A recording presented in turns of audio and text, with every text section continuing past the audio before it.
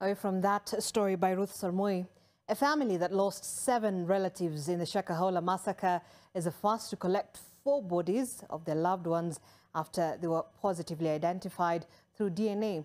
The agonizing wait to finally have closure has come, but meeting their loved ones once again, this time in a body bag, many years after their disappearance, which reopened the yet-to-heal emotional wounds.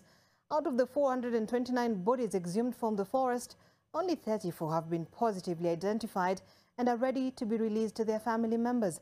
Kevin Mutai has more from Kilifi.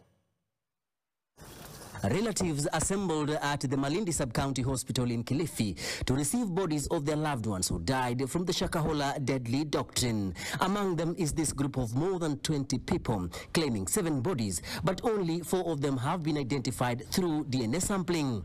3 of their kin are still missing. Emotions ran high after viewing the remains of the departed souls whom they are uniting with again in sorrow and agony. The bodies are in a great state of decomposition. They're mostly skeletons.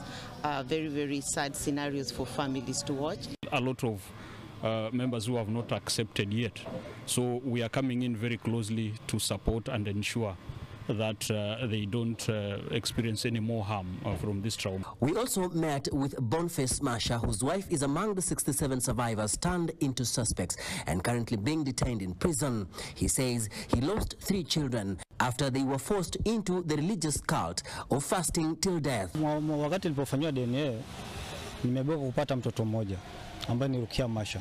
Hawa wawili bado sijapata, Sara na Pili bado sijapata. Na kufikia sasa sijajua mwelekeo kama labda nikichukua huyo mmoja hao wengine watapatikana kwa muda gani.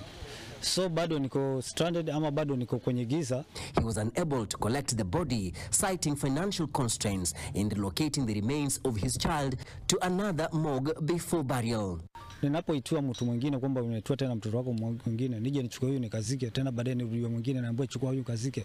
Sasa inanipa wakati mgumu sana. Tulikuwa tukipata changamoto mara kwa mara, tunaambiwa kwamba mili inatoka wiki ijayo, tunajipanga.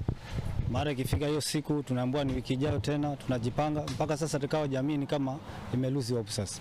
The chief government pathologist Johansen Odor says one of the challenges delaying the process is families failing to volunteer DNA samples for identification process amid concerns of insufficient resources, including lack of reagents and other materials needed for the exercise.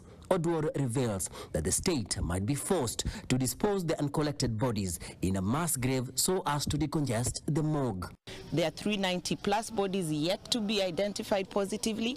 Going at this rate, we are going to be here for 10 years trying to identify the 390 plus bodies. I think the government must intentionally commit resources towards this process. Bodies will be buried in marked graves which are marked, so that now in event someone come forward and their DNA is taken to the government chemist and they are able to profile, we can in future be able to go to that grave and have the body exhumed and given to the relatives. More than 600 victims are still reportedly missing, with only 34 out of 429 bodies exhumed in Shakahola positively identified so far. With the phase 5 exhumation that's about to happen, we suspect that that number may go up by several hundreds. The families are urging the government to expedite the process of releasing bodies of the victims who perished in the Shakahola massacre, seeking closure a year after their loved ones died in the tragedy.